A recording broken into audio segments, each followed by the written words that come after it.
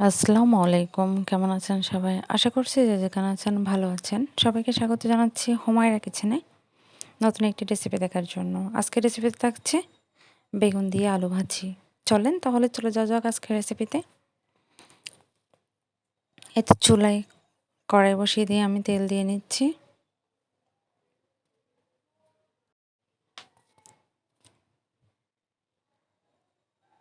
এখন বেটে রাখা মরিচ, পেঁয়াজ, রসুন দিয়ে নিব। এগুলো আমি অফ ক্যামেরায় বেটে রেখেছিলাম।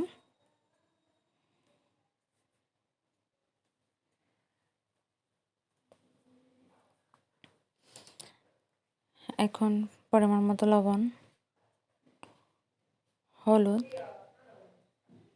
মরিচের গুঁড়া দিয়ে ভালো করে মশলাটাকে কষিয়ে নেব। এখন পরিমাণ মতো মশলা গুঁড়ি দিয়ে নিচ্ছি, দিয়ে ভালো করে মশলাটাকে কষিয়ে নিতে হবে।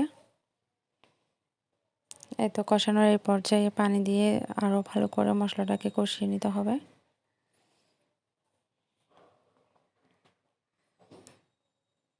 এই তো মশলাটা ভালো করে কষানো হয়ে গেছে।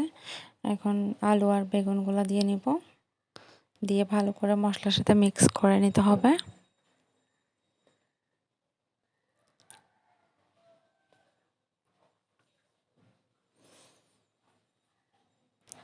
এই তো মিক্স করা হয়ে গেছে। এখন ঢেকে দিতে হবে কিছুক্ষণের জন্য।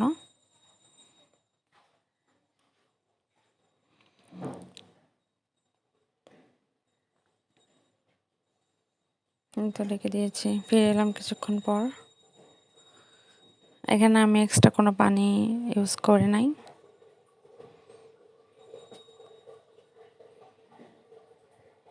দেখেন প্রায় হয়ে গেছে। আবারও নেড়ে ছেড়ে ঢেকে দিব কিছুক্ষণের জন্য।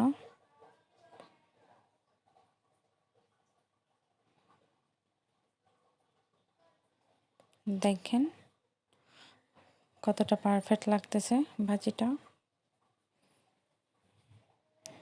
এই তো আমার আলু আর বেগুন ভাজি হয়ে গেছে। আশা করছি আমার আজকের রেসিপিটি আপনাদের কাছে ভালো লাগবে। ভালো লাগলে অবশ্যই আমার চ্যানেলটি সাবস্ক্রাইব করে সাথেই থাকবেন। ধন্যবাদ সবাইকে।